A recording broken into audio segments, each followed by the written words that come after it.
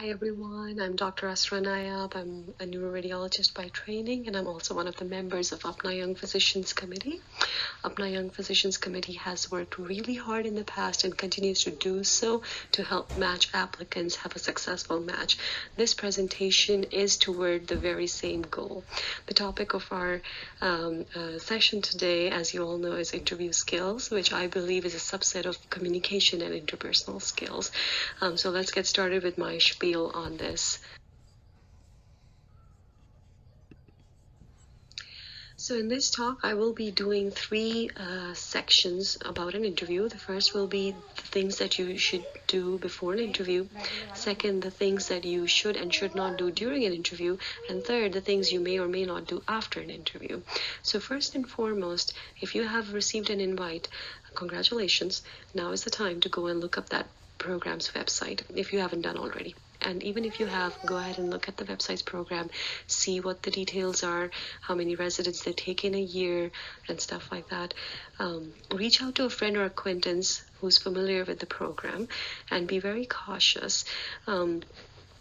I always tell people to take it with a grain of salt, whatever you hear about any program. Reason being, and I will tell you this from a resident's perspective, when a resident matches into a program, it's a moment of excitement for that resident, and then gradually a phase comes when you're in the thick of things. It's a lot of work. You're being worked hard. It can be tough at times. Calls can be really tough and miserable and whatnot. That phase of life, the residents do feel like, oh my God, where am I stuck? Or something along those lines. So depending on the phase where a resident is at, they may give you a different perspective of the program. So be very cautious as to what you take home from listening to a friend or an acquaintance about whichever program. Reread your personal statement and your CV. It is very important. Personal statements can be conversation starters. I remember a senior once told us that she was asked to recall her or narrate her the first line of her personal statement during an interview. So I think that was the program's way of checking if she actually wrote it herself. Reread your CV. If you're asked a question that is coming from your CV, for example, you said that you are a lead singer in a band somewhere in your hobbies, or you wrote that you have hiked the K2 or Mount Everest, these can be conversation starters, so be prepared to answer or talk about those things. If you are, for example, questioned about an elective that you did at so-and-so university, hospital, or a clinic, that can very much be asked, during that interview, as to how was your experience over there, what all were you doing there, blah, blah, blah. So be prepared to answer questions about things that you have mentioned in your CV yourself. Do not be a stranger to those questions. Do not look like you're shocked and not ready to answer questions that are being asked directly from your CV. So be prepared for that. It's okay to have a folder with a paper and a pen. I always had it. I personally thought that it looks professional. And if you need to write notes, for example, you're talking to a resident and you have some casual questions that we'll cover later on in the slides. If you do have those casual questions, you can always ask them, do you mind if I take notes while we speak? So it's okay to have a pen and a paper and a folder during your talk. Before the interview, attire. So this is one of my favorite aspects of the whole meeting, called an interview. Dress for the job you want, not the job you have. This is the simplest way this can be conveyed. I have a picture here, and it is up to you to decide if you like this attire or not. If you ask me, I do not. I personally do not. Reason is, I would rather he wear a tie, at least, to make it look more professional. Open collar is not the way you should be going in an interview. As far as girls go, or women go, wearing a suit is the perfect way of going forward. Having your hair tied in a nice tight ponytail or a bun is the thing to do. Do not overdo your makeup.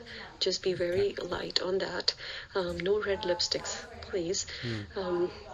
Another thing important about attire is, now that the interviews are virtual, please, regardless of the virtual nature of an interview, dress from head to toe. Do not take this for granted. It can happen, and it has happened in the past, that the interviewers have requested candidates to, walk from far and come forward, or things like that, like, just enter from the door and come and sit here, those kind of things, just to see, I guess, your overall, or just to check part of your personality, which is how do you carry yourself. So, and for any other reason, if you have to get up during an interview and you're wearing something else below the waist, which is not professional, then it's a no-go. At that point, the interview is pretty much lost. So be cautious about that. So here's a checklist of things that you should do before arriving to your destination if you are going for an in-person interview. So save the contact information of the program coordinator, and I think this holds true in both cases. The reason why I recommend this is it is not uncommon for people to get lost while they're looking for the right entrance to the hospital, or while they're looking for the right set of elevators to get to the coordinator's office, or wherever they have decided that you should be at by, say, for example, 8 o'clock. So it's always good to have their contact information handy, be it email or cell phone, so that you can, call them and let them know that you're lost and you need help.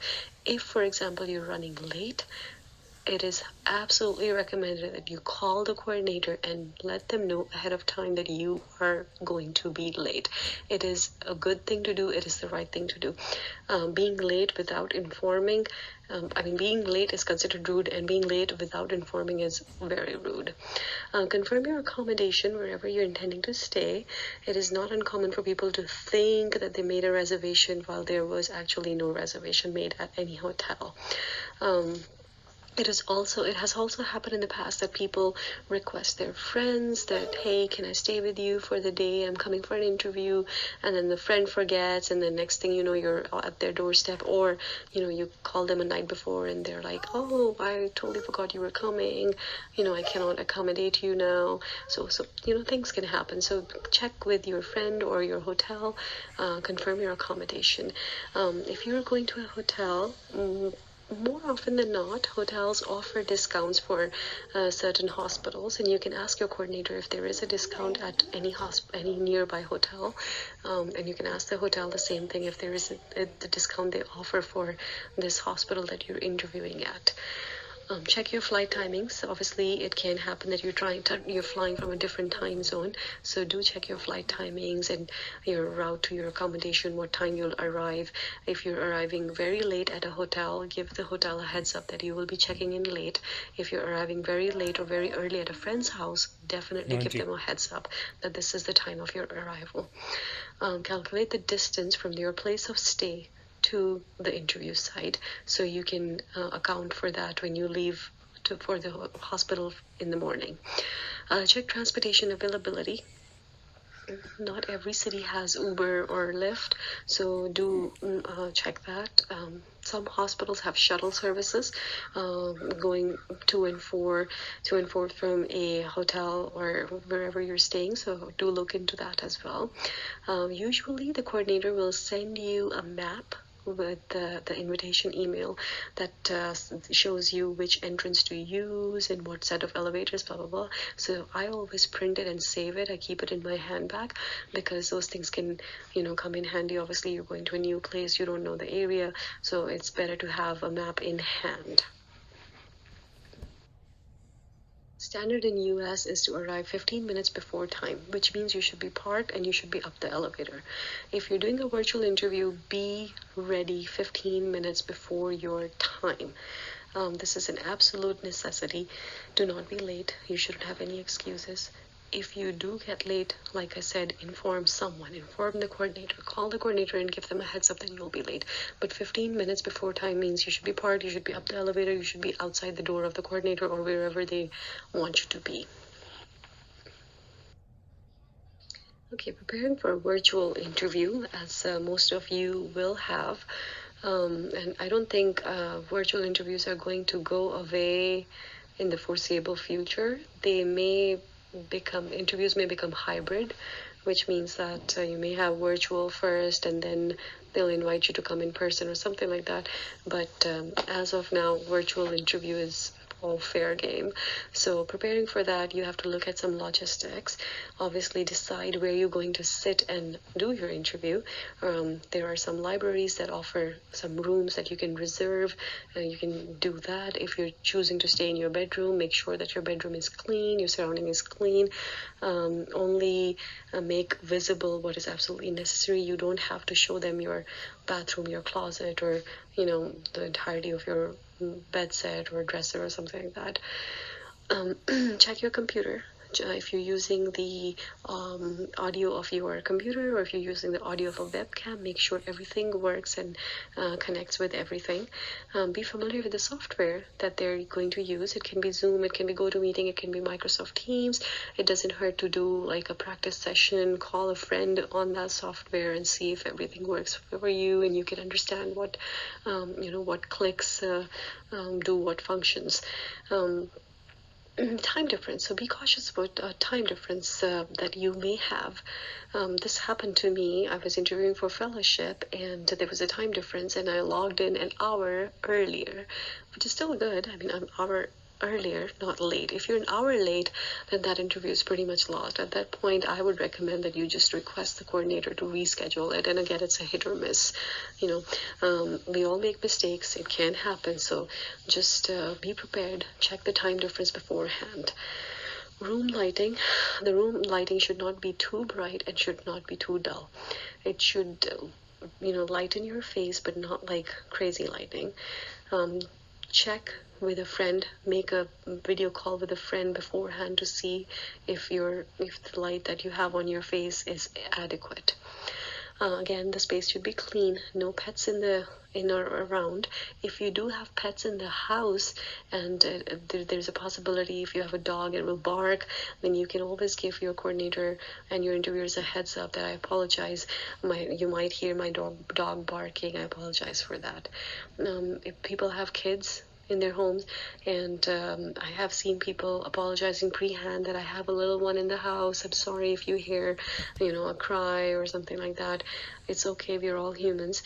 But ideally, in such a setting, I would totally choose a place where there's, pin drop silence. Your phones should be silent. Try not to keep your phone on the ring of your phone on so you don't have any interference.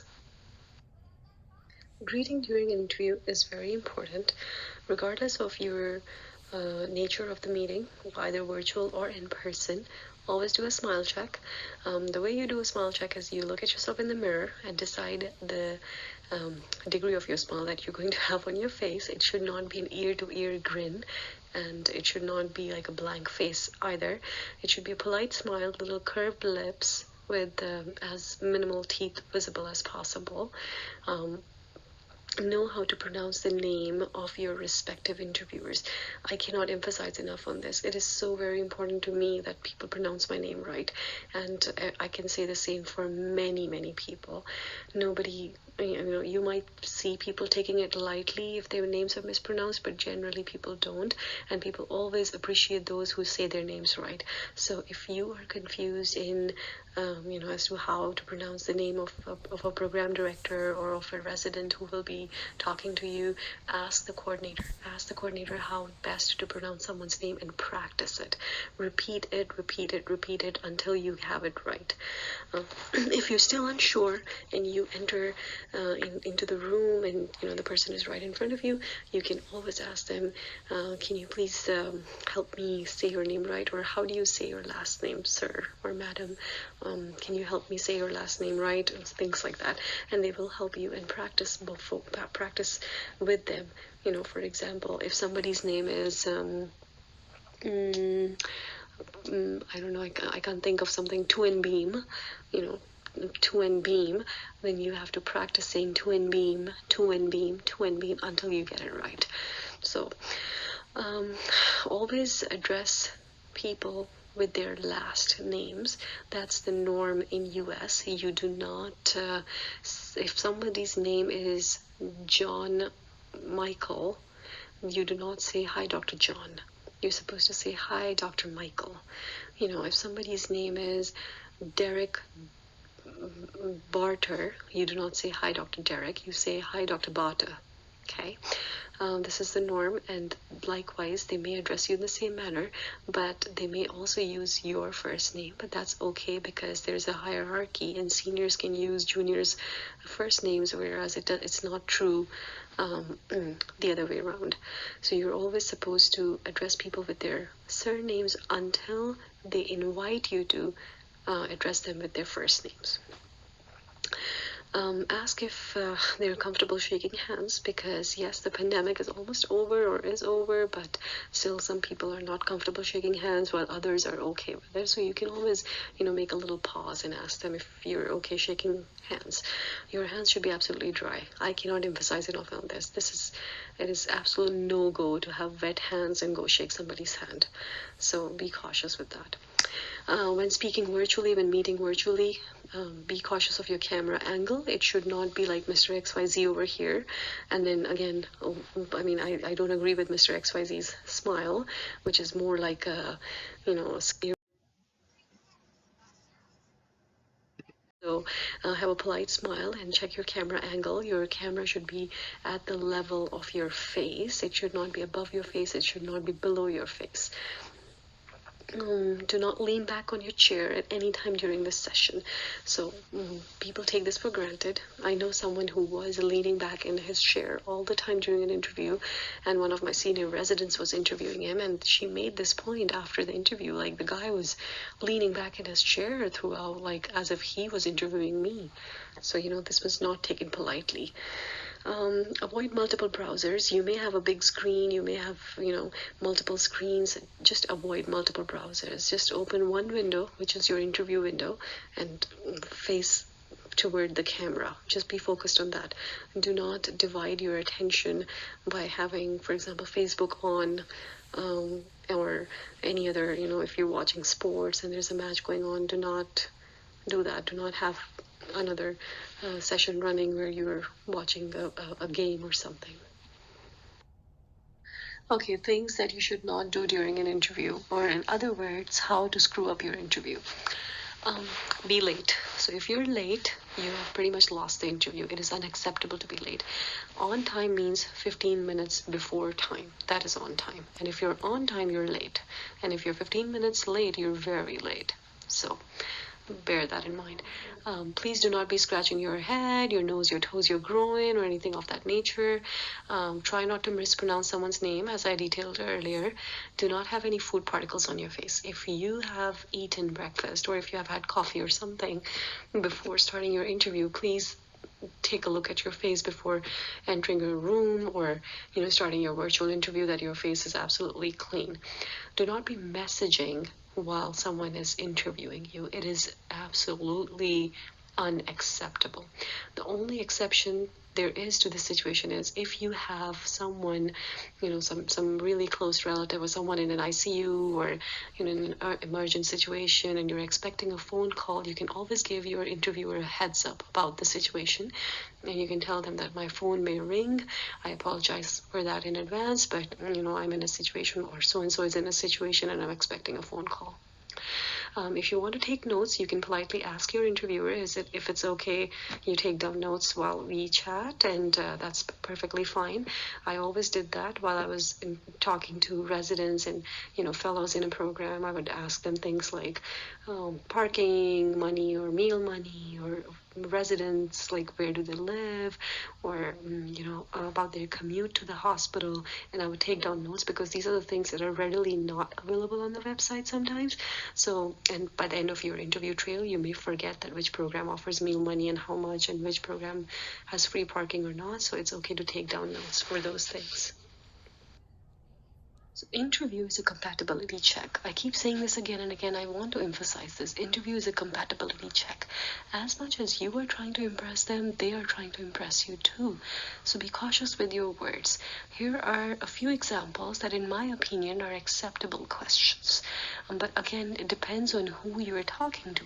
The questions that you should be asking a resident are different than the questions that you should be asking a faculty. You can ask a faculty member, what are you looking for in a candidate? Another way of asking the same question would be, what would be an ideal candidate for you? Or how would you define your ideal candidate? Where do residents mostly go post-training is also a good question to ask. If I'm talking to a resident in the program or a fellow in training, I would ask them these questions. Where do residents live around here? Parking free or paid? Do you guys get meal money? Recreation activities around here? Work-life balance. The work-life balance question is more for like a job interview, like post-residency job interview. In residency, it's a given that your life is going to be tough. I mean, I don't even see the point of asking a work-life balance question, to be honest. You can ask about working hours, yes, as to like, is it 7 to 4, 7 to 8, or 7 to 7, 8 to 5, or, or call timings, like what are the timings of weekend calls or night calls? You can totally ask those questions. Or how many months of calls do you do? How many, how is it divided and whatnot? You can ask if you are going for a couple match, if you have your spouse in the match with you, you can express the interest that, me and my spouse are both interested in matching in this program. We would like to stay together. That is perfectly all right. You can express that in an interview. You can ask about conference presentations. You can, because almost every program has noon conferences and stuff where they would expect residents to present cases once a week or more. So you can ask about those. That's also acceptable. During an interview, in my humble opinion, it's better not to ask a question than to ask a foolish one. You must be very cautious about your tone and your body language when you're questioning a program director or a senior faculty member. They're the authority. They have spent a lifetime in that career doing the work that they do, and you are just a beginner. You shouldn't be asking foolish questions, and if you do not have a question in mind, it is absolutely fine to say that I don't have any burning questions at the moment, or I don't have any question that hasn't already been answered. You start the day, they usually have a presentation about the program, or they'll send you some videos or modules about the program. You may have spoken to other interviewers before this, third or fourth interview in the line, and you don't have any questions anymore. It's okay to say, I don't have any burning questions, or, everything has been answered. So that's okay. Be careful about naming residents and fellows in the program as a friend.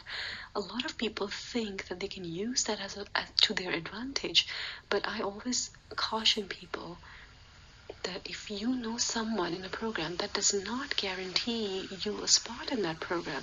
Reason being, why you should not bring up that person's name is that not every resident is liked by every faculty in the program, right? And you don't know that.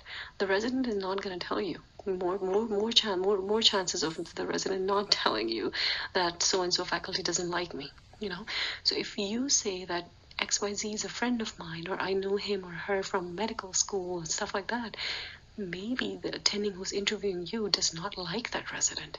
And if they don't like that resident, they may not like you. It's just human nature. And they may not rank you up top. They may not, want you to join the program because they just do not like that other resident. So be careful. In fact, I recommend against naming a resident already existing in that program as your friend. What are the board scores of your residents? That's an absolutely stupid question. Nobody cares about board scores as long as you pass. I mean, yeah, overall there are like statistics and metrics of a program, blah, blah, blah, but this is not a question you should be asking. Are you single or married, or complimenting your interviewer's attire?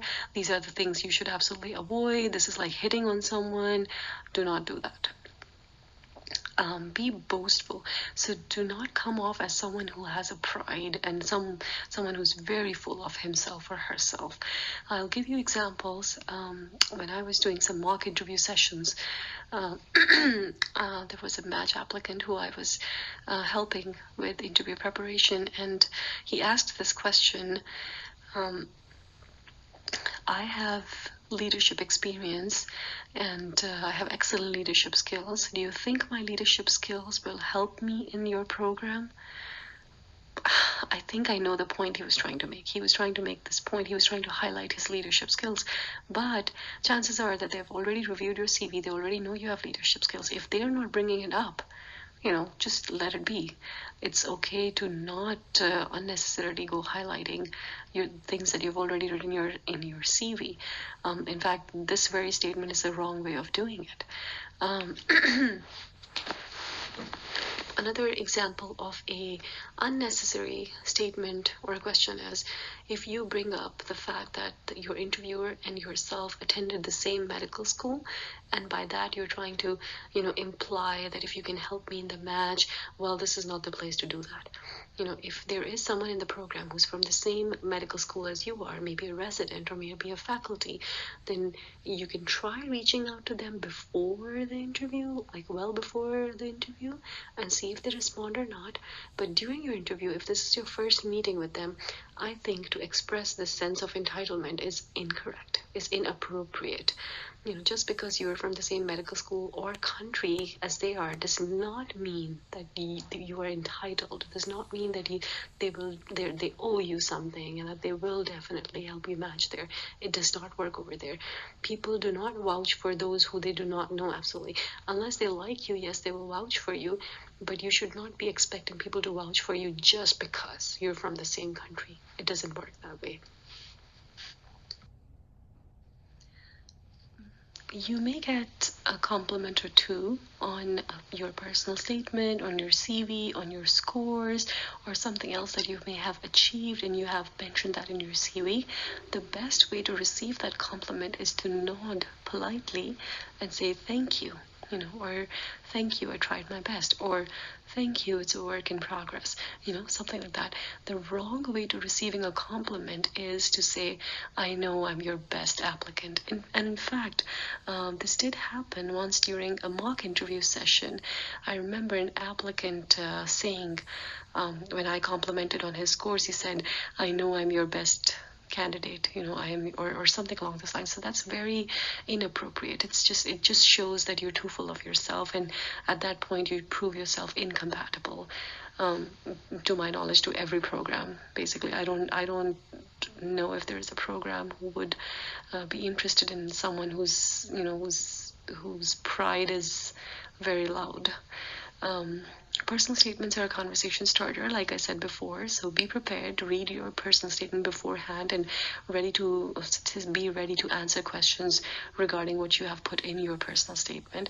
Likewise, hobbies can be a conversation starter too. In fact, hobbies can be a good connection making point. You may share a hobby with your interviewer, and that's a great thing because they'll remember you then.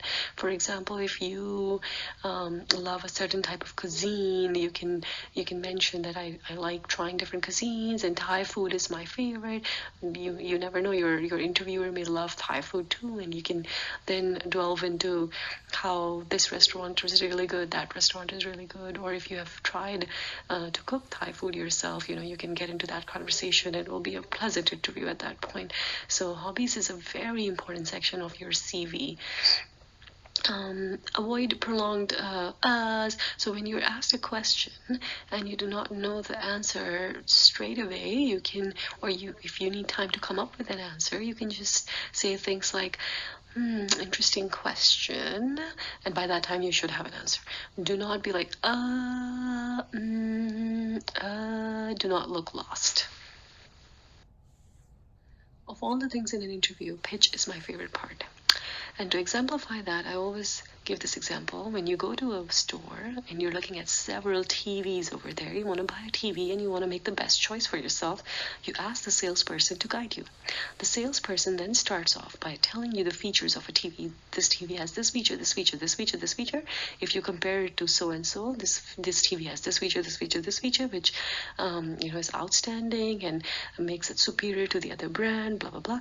That is a sales pitch. And if you walk out of that store with that same TV, then the salesman sold it to you. He or she was successful at selling it to you. So that's a sales pitch. And likewise in an interview, if you can't sell it, you don't have it.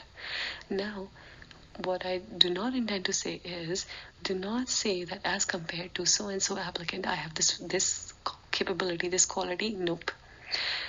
What I mean is, when you are asked these questions or something along the lines of, tell me about yourself, tell me something not on your resume, briefly describe yourself to me, how would you describe yourself, where do you see yourself X years from now, you should have an answer ready. You shouldn't be saying, or scratching your head in response to these questions. This is the time where you should be ready with your salesman pitch about yourself. You can start by saying, I can talk about the non-doctor self of mine. I am a lead singer in a band, or I'm a guitarist, and that's what I do on the side. And I have a website, and I have so many followers on Instagram, or so and so. Or I am a micro-influencer. I do not intend to boast about myself, but I am a micro-influencer. Things like that. Or I'm a cook. I like to cook. I have my own YouTube channel. Whatever you may have, but the point is that there should be a sparkle in your eyes when you talk about yourself. It should look real. It should look like it's coming from your heart, and it should not look like you're reading from a book. A lot of people start narrating their personal statements when they're asked of these questions, like, I was born in so and so place, and I'm youngest of 5 siblings, we were very poor when we grew up. I can tell you that the listener has lost you already. They're not listening. They're not focusing on what you're saying. So do not make it sound like you're reading it from a book. Again, one more thing that's important in this particular situation is the communication barrier, the language barrier. And many of us are not fluent in spoken English, which is okay. If it's not your mother tongue, it's okay to not be fluent in it. It's okay to have an accent. It's okay to have an Italian accent, or a Russian accent, or an Indian accent, a Pakistani accent. There are so many accents in the world, and I cannot tell you how many accents I have heard in the US. I don't think there are as many accents of English spoken anywhere else in the world as they are here. So it's okay to have an accent, but at least be fluent and be able to communicate what you're saying, what you're trying to get your point across, is what I'm saying. So work on your spoken English skills. And an example that I like to give in this situation is, if for example you come from a place where English is not the native language and something else is the native language, and some English speaking physician comes there and decides to establish their practice one fine day, what are the chances that the patients will be able to connect with that person? It's going to be really hard. It may work out eventually, but it will be hard because they're of the language barrier. Things that you can say in your own language, in your mother tongue, are not always communicated the same way with the same essence in another language. So that's a problem, right? Same way, you're coming to America, English is the spoken language here. Try to work on your spoken English skills. Try to get your grammar straight. I have seen attendings whose English was not the best, and it was frowned upon.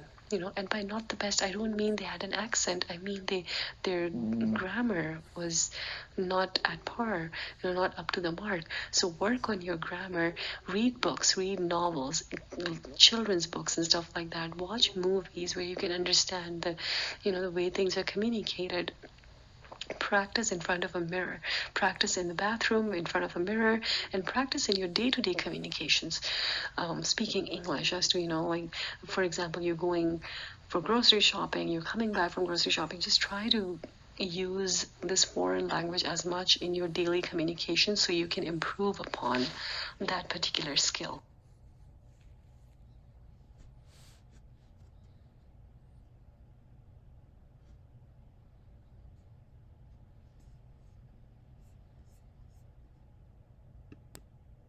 So how do I express my interest in the program? These are some examples of the way you can put it forth. You can say, I have family here in town, and this is where I want to be. I have family here, so I'm really looking forward to working here. Or I really enjoy talking to everyone. Definitely considering this on top of my list.